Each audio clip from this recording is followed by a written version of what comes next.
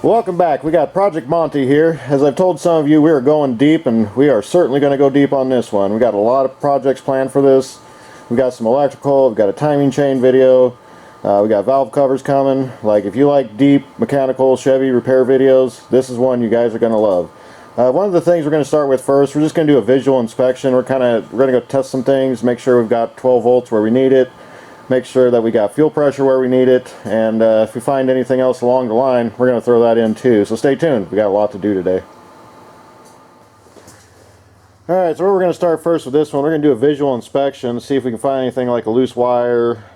We know the battery's kind of weak, but we've got enough charge in it to do the test. But the first thing we're going to start off with, we know we have spark, but we're going to start off with fuel pressure. So let's see if she'll pressure up, because right now there's nothing in the line. Alright. Whoa! Well, we've got a major fuel leak. Now that may or may not be related to the fuel delivery issue, but that's the first thing we've got to fix. This is a safety issue right now, but to see how it squirted fuel like that, that could definitely do it. As you can see, we didn't even get a chance to get up to pressure, so we know the fuel pump is good. So, but at this point, we've got to fix this fuel leak.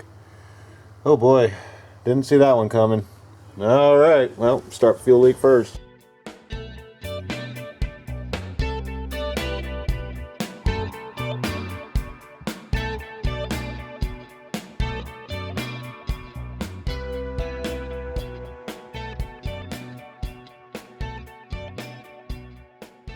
We tried the aftermarket kit, didn't work out very well. We tried the blow dryer, and that seemed to work okay, but what we're going to do is we're actually going to find one from the junkyard, which is where we're at right now. So we're going to cut a piece off, because it looks like a lot of it's okay. We just might have that weird case first year problem, so we're getting one from a 96 instead of a 95, see if material is a little better by then. And then we can use an aftermarket coupler and we'll be good. So when you're at the junkyard, you definitely want to cut enough to have enough to work with. So he's going to cut this one far back. See if this has fuel pressure. Yep. Yes, it does. It has fuel pressure. All right. Good. What I'm going to do is I'm actually going to cut it like right here for the... Yep, give yourself plenty of room. Oh, I guess that'll work.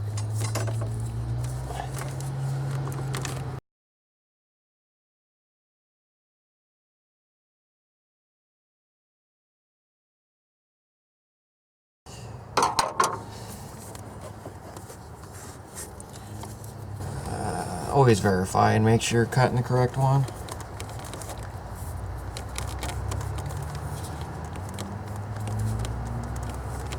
And always use a sharp razor blade.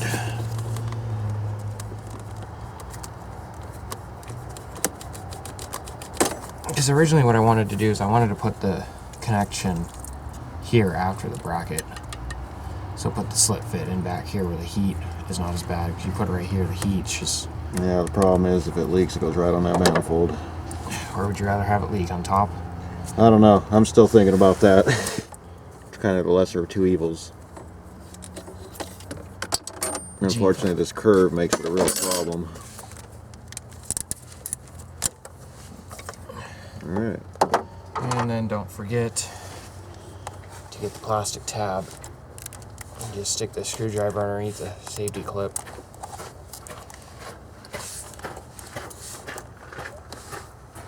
Come on.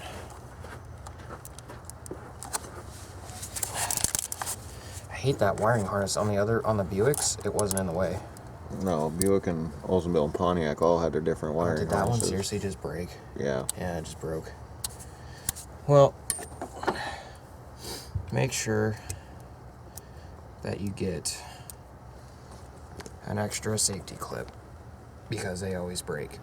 Yep, blue ones are updated. That's probably what I ended up going with anyways. It looks like it's the same connector, so I should be fine. It is, just updated. Probably the same part number. GM's got away with that for a long time. Yeah, it looks like the same exact thing, so we'll go with the blue one when we stick it on the Oldsmobile. Alright, let's see if we can find anything else.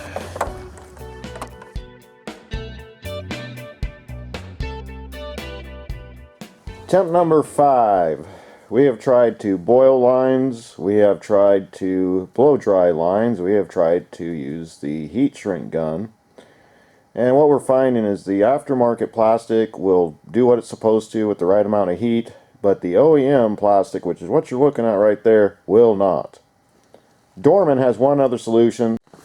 So I'm going to show a picture of 800-193, and these are push-on connectors. So today we went to the junkyard, we went and got some extra clips that weren't that were able to hold fuel pressure. I mean, that's the problem we're having here right now.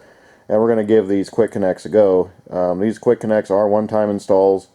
Pretty much you want to get a little bit of motor oil, you want to get it on both lines you're going to put together, and this is supposed to be a one-time fix. So with temp number 5, hopefully this will do it. Alright, let's get started. More Vaseline on the fuel rail here, just to make sure it's good and coated, because again, I cannot stress enough, you do not want to rip that GM O-ring.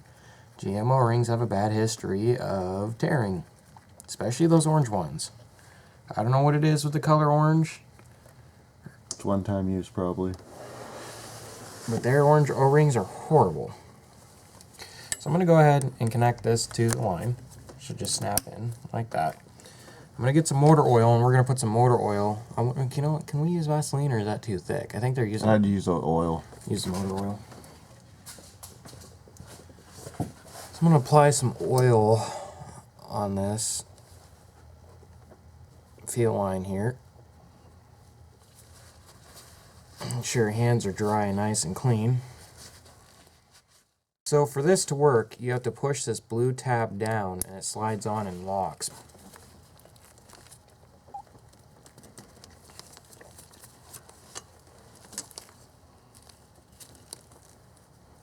I feel like it's on there all the way.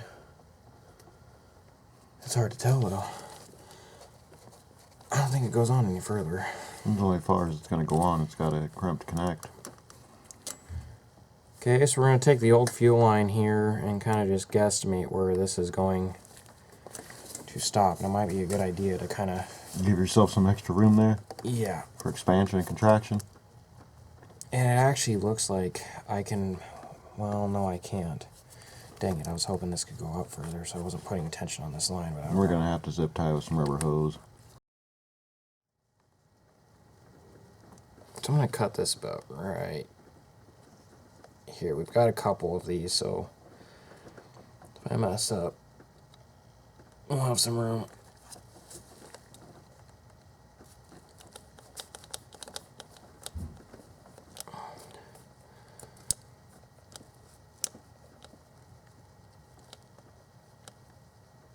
Just be extremely careful when using a razor blade, especially around other plastic components.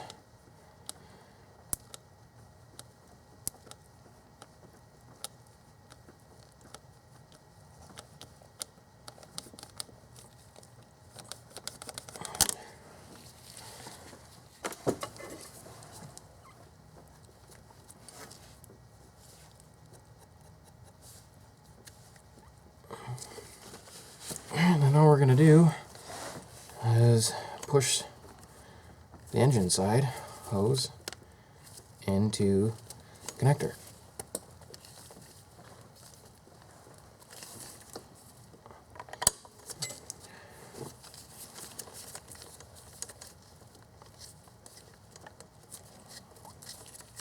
And make sure it's completely pushed in, which I think it is, so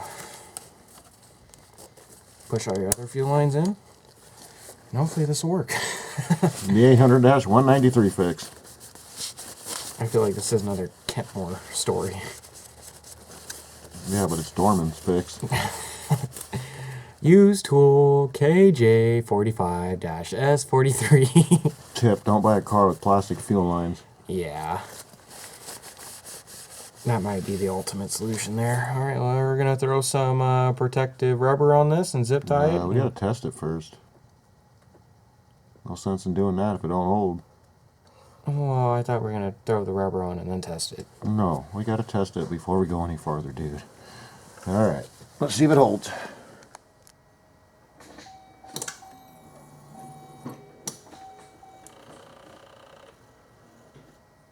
Well, would you look at that? GM made a bad mistake with plastic fuel lines. Just saying. Now it's holding pressure right about 45 pounds. We haven't hit 60. it bounced to 60, but the pressure pops off. 52.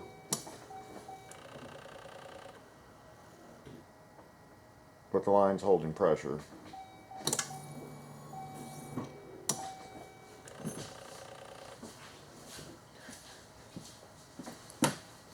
He's holding.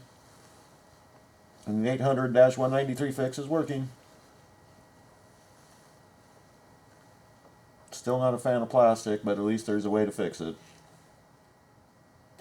Alright, we're going to make sure this thing holds pressure for 30 minutes, doesn't give us no leaks, and then we'll move forward. I think we got it. About time, after attempt 5. Yikes. Alright, after 30 minutes, we've lost a little bit of fuel pressure, but that's to be expected. These aren't going to keep perfect pressure. They're designed to lose within, 5 pounds within 30 minutes, and that's correct, so we're good there. So far, our fix is holding, and so is our O-ring for the fuel pressure inlet. Alright, he's going to goose it one more time.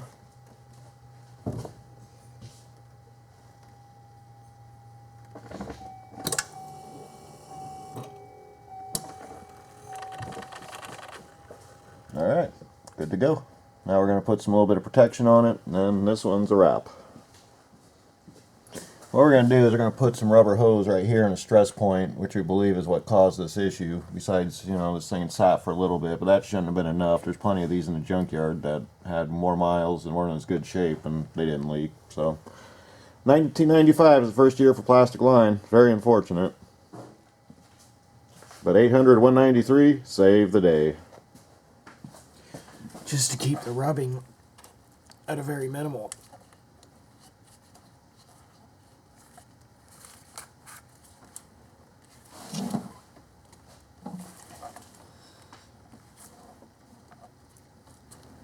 See, rub. And then I'm going to stick the original like this on the fuel line here.